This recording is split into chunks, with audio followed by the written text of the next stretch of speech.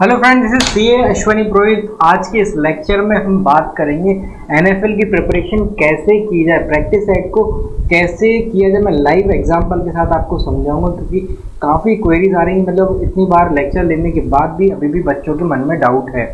पहला डाउट है सर, अभी हमारे पास सर 8 दिन बचे, 7 दिन बचे, क्या हम प्रिपरेशन करें या ना करें। तो मैं एक चीज़ बोलना चाहूँगा कि मेरे गुरुजी ने मुझे एक चीज़ सिखाई थी, हमें तब तक लड़ना चाहिए जब तक हमारे अंदर सांस चल रही है। हमें तब तक फाइट करना चाहिए, तब तक प्रिपरेशन करना चाहिए जब तक मेरे अंदर सांस चले। गिव अप तब करो जब सांस नहीं बची। जब तक सांस है तब तक करते जाइए। इस चीज़ को मान लीजिए लाइफ में अपनी, जब तक सांस है करते जाइए। और इस वीडियो को आप पूरा देखिएगा, बहुत अच्छे से चीज़ समझाऊंगा। आप लोग क्या करते हैं, स्किप करते करते आगे निकल जाते हो। उस चीज़ को मत करिए, थोड़ा सा देखिए भाई, आपका ही हेल्प होगा इसमें। कैसे प्रिपरेशन करनी है वो आपको मदद होगी। और अभी तक चैनल सब्सक्राइब नहीं किया तो चैनल को सब्सक्राइब कर लीजिए भाइयों, क्योंकि काफ़ी स्टूडेंट्स से पता चलता है कि वो चैनल ही नहीं देखते हैं और डायरेक्ट क्वेरी आ जाती है, सर एनएफएल के बारे में बताओ, फिर चैनल के लिंक भेजो। कहते सर आपका चैनल देखते तो हैं पर सब्सक्राइब नहीं करते, बेल आइकन नहीं दबाते। अगर भाई सब्सक्राइब नहीं करोगे तो आपको चीज़ें कैसे पता चलेगी भाई। तुम्हारा सब्सक्राइब तो आप कई कई स्टूडेंट्स मेरे से पर्सनली बोले सर हम इतने चैनल सब्सक्राइब करते हैं, यूट्यूबर्स ग्रोथ कर जाते हैं, फिर मतलब उस तरीके से बोलते हैं। यार भाई छोटा सा चैनल है, ग्रोथ क्या करे, करोड़ों थोड़ी कमाता है भाई कोई यूट्यूब इज़ नॉट, यूट्यूब कभी रेवेन्यू मॉडल नहीं हो सकता। यूट्यूब एक मेरी हॉबी है, मैं आपकी हेल्प कर रहा हूँ, मुझे मज़ा आता है पढ़ाने में तो वो मैं चीज़ करता हूँ। लोग मतलब तरह तरह की बात करते हैं, तो ये मत सोचिए कि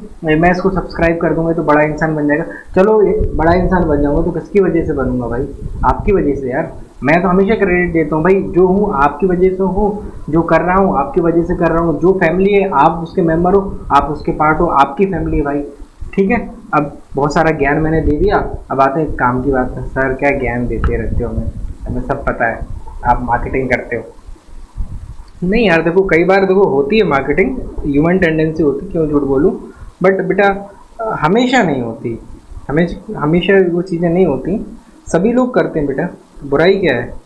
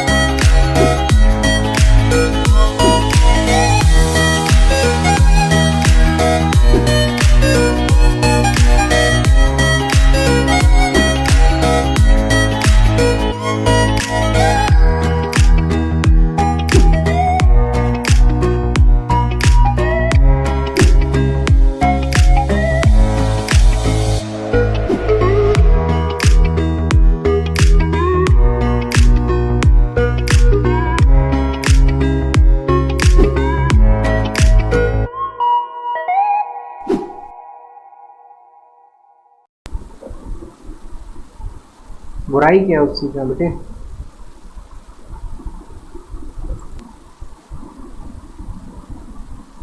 चलिए अब हम अपना मेन स्टार्ट करते हैं। एनएफएल बार बार बताता जाता हूँ कौन कौन से टेक्निकल सब्जेक्ट है आपका, प्लस नॉन टेक्निकल है। बच्चों नॉन टेक्निकल के लिए मैंने एफसीआई वगैरह के लिए जो बुराई क्या है उस चीज़ में बेटे।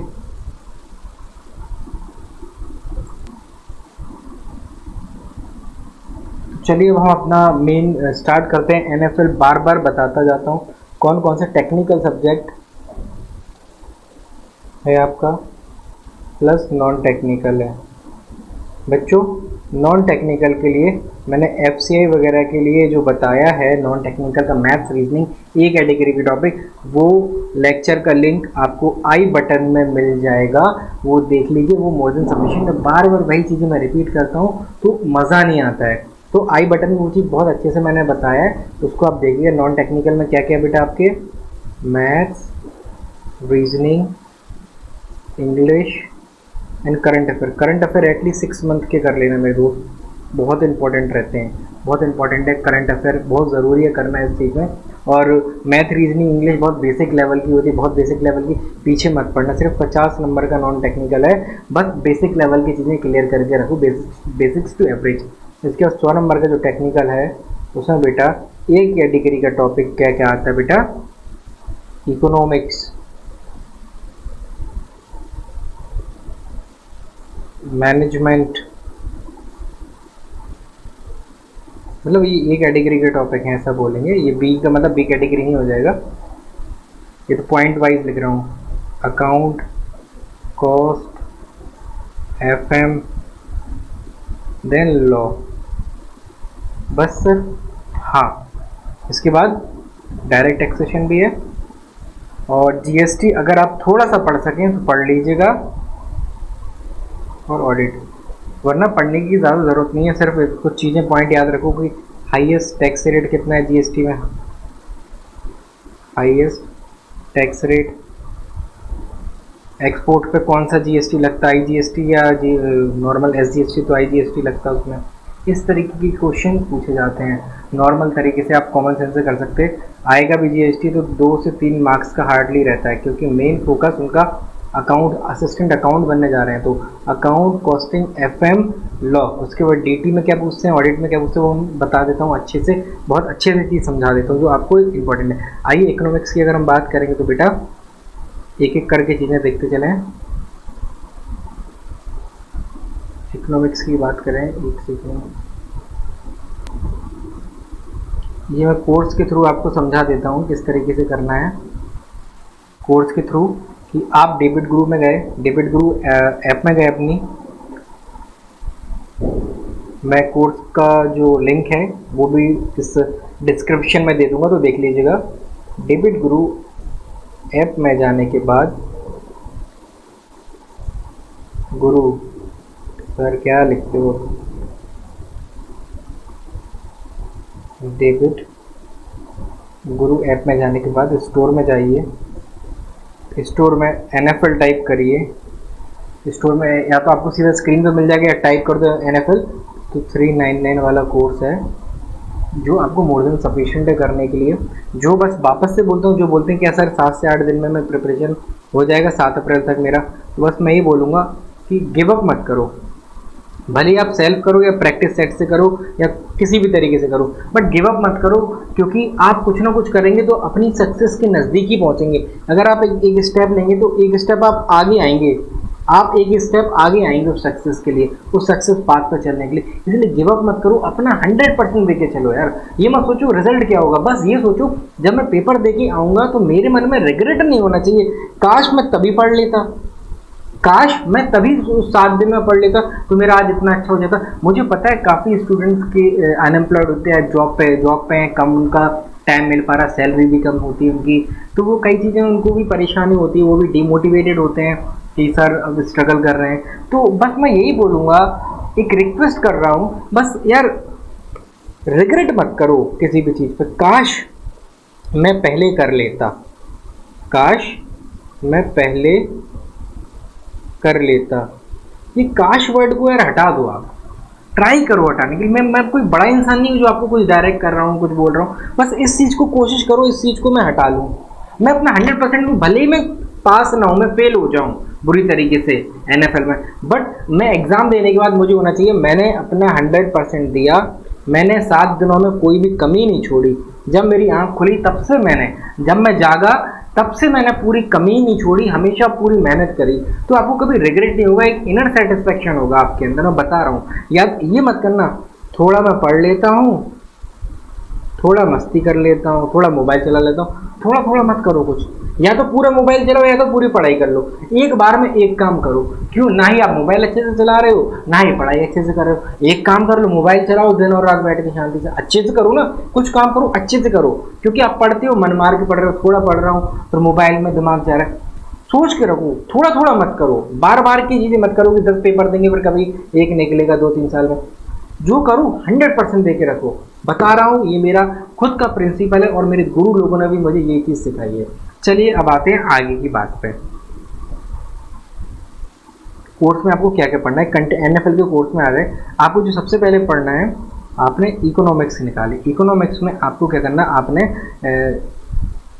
कहाँ गया, हाँ इंडियन इकोनॉमी नोट्स ये खोले तो ये आ गया। इसमें आपको क्या क्या पढ़ना है मेरे दोस्तों, इसमें आपको नेशनल इनकम देखना है, सेक्टर ऑफ इकोनॉमी देखना है, reserve bank of India, banking in India देखना, मनी देखना है। फटाफट 71 पेज की है, चीज़ों को समझ लीजिए। इन्फ्लेशन से क्वेश्चन आ जाते हैं, डिफ्लेक्शन वगैरह क्या होता है, बिजनेस साइकिल, टैक्स स्ट्रक्चर, ये बहुत इंपॉर्टेंट है यार। ये मतलब ये वाला जो पूरा ना 71 पेजेस बहुत अच्छा है, समझ लो, समझ लो। डेली मतलब आप अपना 2 से 3 घंटे दोगे तो 2 से 3 दिन में आप ही फिनिश कर जाओगे।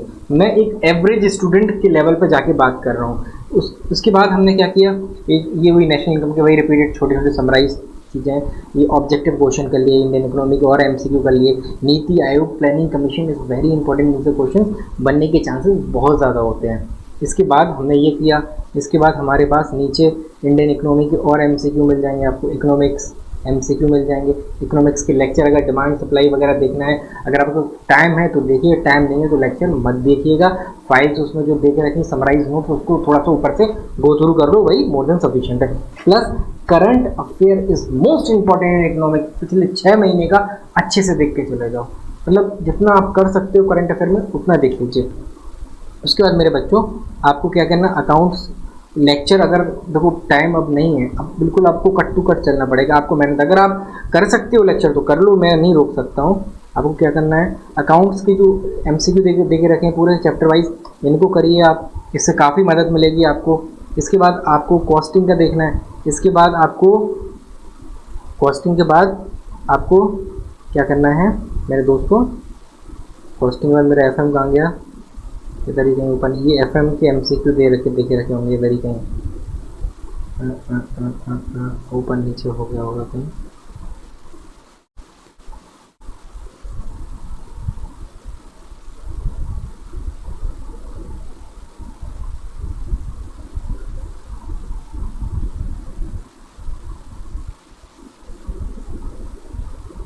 एफएम के भी इसी में देखे रखे हैं एमसीक्यू एफएम के, तो वो कर लीजिए आप। अब एक और चीज़, बहुत बड़ी चीज़ मैं समझा देता हूँ यहाँ, तो आप सोचेंगे सर मैंने अभी यहाँ क्या क्या चीज़ बता दी आपको, मैंने क्या क्या चीज़ बताई यहाँ पे, अकाउंट्स का भी बता दिया, कॉस्टिंग बता दिया जो उसमें देखे रखें, और एफएम बता दिया। ये 3 चीज़ पे ध्यान रखो अभी, ठीक है। अब याद रखना इसमें आपको क्वेश्चन का लेवल अबव मिलेगा, क्योंकि हम लोग एग्जाम के लेवल से ऊपर जाते हैं, ताकि ऊपर का जब कर ले रहे तो नीचे का भी हो जाएगा। तो जहां आपको लगे क्वेश्चन आपको टाइम लग रहा है, इसी में टाइम टेकिंग है या बड़ा कंसेप्ट है, बड़ा टेक्निकल है, छोड़िए आगे बढ़िए, छोड़िए और आगे बढ़ जाइए। जैसे एफएम में आपको सीए लेवल की कुछ चीज़ें मिल जाएंगी, बहुत सी चीज़ें होंगी, आई गेस बोलेंगे, वही कॉमर्स सेक्शन का होता है। तो उन चीज़ों को अगर आपको लग रहा है, आपको खुद भी, आपने अगर बीकॉम में थोड़ी सी भी पढ़ाई करी तो आप अपने आप जज कर देंगे ये थोड़ा अबव लेवल का जा रहा है, तो उन चीज़ों को इग्नोर कर दीजिएगा अभी, क्योंकि अभी हमें एग्जाम ओरिएंटेड जाना है, एग्जाम ओरिएंटेड जाना है। अगर प्रॉपर प्रिपरेशन करनी थी आपको तो आपको महीनों पहले, मंथ्स पहले आ जाना था, 1-2 महीने पहले अच्छे से प्रिपरेशन करना स्टार्ट करते तो उस वे में चले जाते। क्योंकि अब आप बोलेंगे सर आप तो शॉर्टकट बता रहे हो, भैया आपके पास करने को क्या है इस समय, करने को क्या है वो सोचो, हम कर क्या सकते हैं, ये मत सोचो क्या खोया क्या है हमने। अभी राइट नाउ आपके हाथ में टाइम है, 6 से 7 दिन है पूरे, आप उनको प्रॉपर यूटिलाइजेशन कैसे कर सकते हो, उनको किस तरीके से करोगे। आपको अगर बड़े टेक्निकल क्वेश्चन मिल रहे हैं तो भैया उसमें टाइम क्यों लगाना भी।